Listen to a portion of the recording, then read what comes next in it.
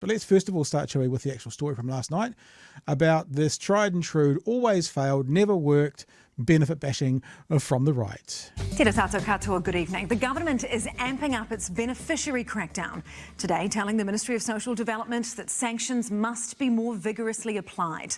From June, all people who have been on a Jobseeker benefit for more than 6 months will be automatically signed up for check-ins to make sure they're applying for jobs. And if they don't attend without good reason, they'll be punished. Political editor Jenna Lynch reports. Luke Tuitea gets by with a little help from us all. He was hit by a bus when he was young and now receives a benefit to live off. Oh, what a blimmin' sucking off the teat. Hit by a bus. Come on, boy. Pull yourself up from your socks. Get on with things. He got hit by a bus. He doesn't have to ever work another day in his life. He's a broken human being. Shit. Benefit. A medical benefit, right? And do you find that is enough to help you, live? No. There should be more. We should get more.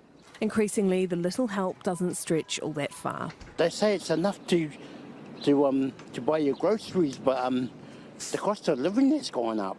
He's one of the 378,000 New Zealanders who were receiving a main benefit at the end of December.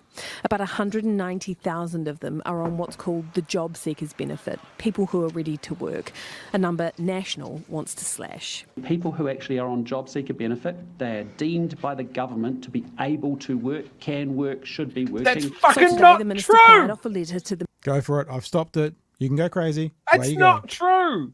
There are so many people on Jobseeker benefit that will never work again. Through mental or physical disability, they will not be able to work. And it is unacceptable for them to just lump everybody in and go, oh, everybody who's a Jobseeker is ready to work. Look, I'm ignorant here, but can I ask the question that some will be wondering from what you've just said? I'm not disputing you. If you were in that sense, wouldn't you be on a medical benefit, not a job seeker? Like if you couldn't work? No, because they fucking got rid of them. Oh, they got rid of them. Yeah, What, they wanted to cut down. They wanted to streamline the benefits, so they rolled everything in to Jobseeker. So now, when they're talking about hauling people in for these checks, are you applying for a job? You've been on a benefit for more than 6 months. Has your fucking autism got better? Yeah. Has your chronic illness gone away? Are you still in that wheelchair because your legs don't work? Just checking in, just fucking you around every 6 months until you die. Like it's bullshit. I'm super sorry if I don't understand it, but let me just read out. These are, I've put MSD kinds of benefits, and this is what comes up. Job seeker, and there's got disability allowance. That's not obviously a full thing. Urgent costs, clothing, emergency benefits, student loan, community card services, youth payment, child subsidy, solo parent, supported living payment, income support, accommodation supplement, and disablement pension. So yeah, maybe that is the case. I'm ignorant. Put my hands up. So the sickness benefit used to be the one that was held up as being, these people are moochers. Like, are they really sick? So that was the thing, is that they rolled them all in together. Right. So they could go, look at how much we've cut down the sickness benefit lists. But we've moved them from column A to column B. Aren't we clever? And now we can lump them all into the same group and weaponize people's feeling, the vibe that these people are getting an easy ride. That they're just sitting on their couch playing PlayStation all day. You know, I'm firm on the belief that if these two cunts on the screen think it is so easy to live on a job seeker's benefit that they go on that benefit for 6 months, they submit themselves to the same sort of sanctions so they know what the fuck they're talking about. Well, Luxon's benefits, and we'll never ever see it. You know, Luxon's payment from the taxpayer is $450,000 a year. I look, you know, I love you, Chewie, and I'm. This is because I'm dumb, not you're dumb. I'm just double checking, right? Because there is a one called the supported living payment for people who have had care or care for someone with a health condition, injury, or disability that limits them. Is the benefit for people who have or are caring for someone with a health condition, injury or disability. I'm just, again, ignorance, would that not be the sickness benefit or version of it? That's part of it, and I would say that is for the most severely affected. Okay. But there will be a large portion of people that have rolled into Jobseeker. To just go that Jobseeker is just people that have gone, I don't have to work anymore. This is fine. I think is just a gross oversimplification. There we go. There you go. We've got someone who's experienced it. Sickness will split into the invalid's benefit and the limited capacity job seeker benefit, which I am on. You have to submit a medical certificate every few months. So there's a part of that which is job seeker. Right, done. Thank you. My ignorance. Mea culpa, mea culpa.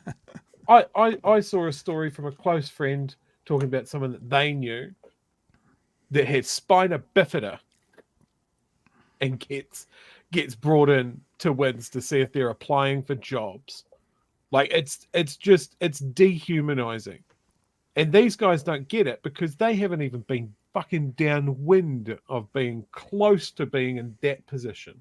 Yeah. He can move out of his fucking mansion and he can move into a social housing flat. Yep. And he can live in that for 6 months, buy his groceries with what he gets. He can cosplay being poor for 6 months and see what it's like. She can as well.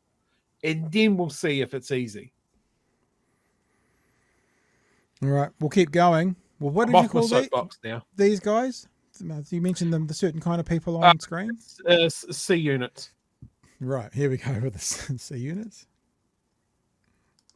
The Ministry of Social Development instructing them to apply sanctions more liberally. If they're not taking steps, there is action taken to support them, and they're clear about their obligations. And they're clear that there will be consequences if they don't take the necessary steps to be in work. In 2017, when Labor took office, just over 60,000 sanctions were applied to beneficiaries who didn't meet work-ready compliance. By last year, that had dropped to 25,000. 60,000 in 2017, is that the level that you wanted at?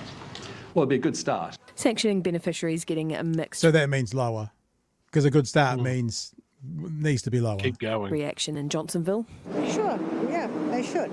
I mean, in other countries it's like that. I wouldn't like to see other countries sort of a carte blanche type attitude where we just do things despite. No, they're entitled to the way they... They'll probably pay their taxes in the earlier days. Yeah.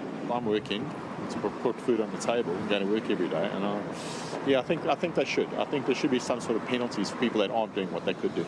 The government says it's about breaking the cycle. The vast majority of beneficiaries are doing a great job. They're holding up their end. They're doing their obligations. But for those that refuse, I'm sorry, we're not going to be apologetic about making sanctions come into play. And there's more to come. A traffic light system determining who gets hit with sanctions will be introduced later this year. Well, right, that's story number one. We are going to go straight back to, that was from last night, spelling it all out. This morning on breakfast, I mostly want to show this because of the freeze frame. I don't really care about the video, but I think the freeze frame's enjoyable for me. Oh, old lipless. So Jenny May's asking, so this is from this morning, so this is a follow-on from last night, because he actually said it. He said it in that press conference. If most of the people are compliant, why are you guys putting such a focus on this as compared to other things? Then the conversation goes into, tax evaders, tax fraud, that kind of stuff, which, like I said, I don't think Jenny quite sticks the landing. I mean, we could go, if she had the numbers to her fingertips, it could go deeper into it, but it's a very good question to go, you're putting a lot of focus on this. There are probably other areas where you could save more money that you're not doing. Why? And the answer he says, which I find fascinating, and it's one of these things that you can then hold them accountable for, is principles. It's about principles, Chewy. So, okay. So we now have carte blanche to interrogate Nationals and Christopher Luxon's principles, because that's one of the reasons he wants to make sure all of those people aren't just sponging off the government, like half of 1% of them are, whatever. We'll go for this. So the question has been, if most of them are compliant, why the focus? Okay, so if most of them are compliant and there's only a small number that aren't, then, why is there so much focus on this then? Well, it's about a principle, Jenny May. We live in New Zealand and we have a society where we have rights and responsibilities. When you do things, when you're on tough times, we will always have a social security system and a social safety net. That's important and we're going to continue that. But equally, that's the right you have as a Kiwi. But the responsibility you have is to do your job and hold up your obligation, which is to be looking for work, training for work, preparing for your work. job as Prime Minister. And we're only just remember, we're not talking about supported living or sole parent benefits. We're just talking about job seeker unemployment benefits to say at a time when we've got relatively low unemployment, worker shortages, you cannot have the perverse and obscene situation we had under the previous government, which is 70,000 more people on job seeker benefit that we desperately needed in the workforce. Okay, after a pandemic. After a pandemic. Remember. Did that happen? Yeah. Did I have a gas leak in my fucking house and I imagined the whole thing? No, and the other thing, it's like maybe the third night in a row we've said this. Prediction of unemployment going up to get inflation under control. One of the markers to get under control is by unemployment to go up. So the prediction by Treasury is we're going to have more unemployed people, whilst this government is saying we're going to have fewer unemployed people on the job seeker. So if that doesn't terrify everyone, you need your head read. There's going to be more people who need the job seeker unemployment benefit, whilst National is actively trying to get people off the job seeker unemployment benefit, Chewy. I'm so glad to hear him talk about the rights and responsibilities of New Zealanders, right? I would think that the flip side of that, if he wants to talk about, you come on tough times, there's always going to be a safety net, but there's an obligation. You've got to get off it as soon as possible. I want to look at the other end of the scale. If you're a New Zealander that has made an ungodly, obscene pile of money, your obligation is to reflect that good fortune you've had by benefit of you being fucking born here. That you do your rights and obligations and pay your fair share of tax so that social net can keep going. And we don't have to keep criminalizing kids because your parents are fucking poor, while we know 311 New Zealand families pay less than half of what the people on the benefit pay in tax. Yep. It's fucking crazy. But they won't touch that. They won't look at that. They are going, how much money are they going to spend on policing this, by his own admission, minority of people on this job seeker benefit versus money saved? Yeah. They're cutting staff, aren't they? This is going to take more staff hours. Well, but remember, they're cutting staff, but they're also adding whole new levels of bureaucracy. Remember what we basically found out? Because we found out that it's not that there was too many bureaucrats. It was that there was too many bureaucrats under Labor. When National gets in, because the question was asked, I think in this interview, which we're not playing, is how are you going to get those 15 to 24-year-olds working? And he had that whole thing about we're going to have every 18-year-old is going to have like a caseworker, and we're going to bring this and we're going to train them up, and it's a whole new level of bureaucracy. But when National adds bureaucracy, that's right. When Labor adds bureaucracy, well, got to get rid of that. The 311 families, I think, may come up in this question, but certainly let's just go to this part of the question which talks about, focusing on this rather than focusing on, let's say, tax fraud. So then I want to go to the fact that there seems to be a lot of effort that's being put into this benefit reset. And as you say, it is specific to the job seeker. And if there's only a small amount of people that there is an issue with, because majority, as you say... Actually, I just want to say something to that, Sherry, because you said a minority. A minority in some people's eyes can be 48% of them.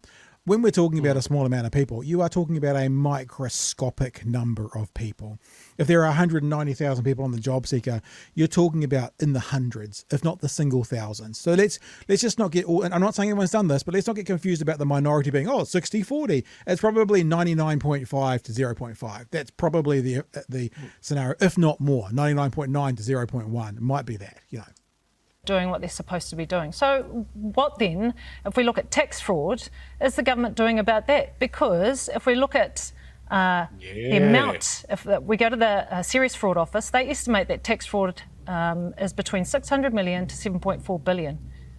And how much is benefit fraud in relation to that? Well, what I just say to you, Jenny May, is we just want to make yeah, sure. but she should have stuck the landing by had those numbers, which she didn't have, which is still a great question.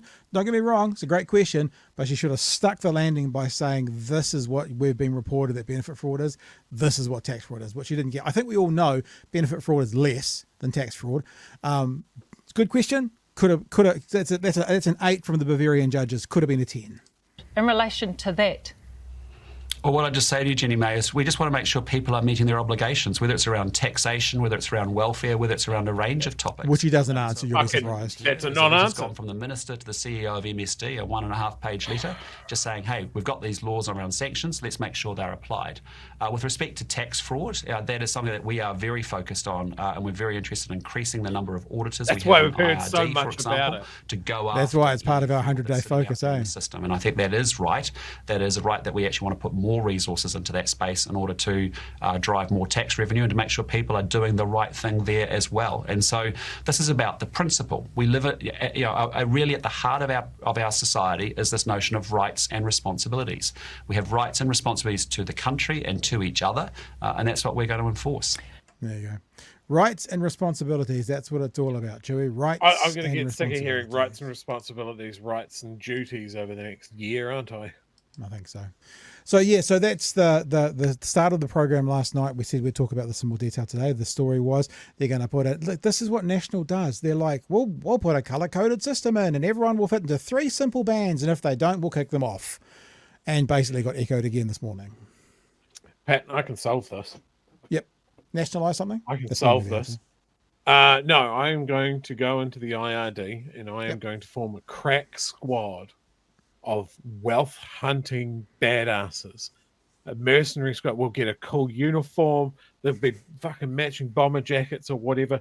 We'll go through those 311 families with fine-tooth comb. And we'll start with the Right Family Foundation. If you have millions of dollars to give to Oliver Plunkett, you need to be first on the block. You obviously have too much money and don't know what its value is anymore because you've bought yourself this turd processing factory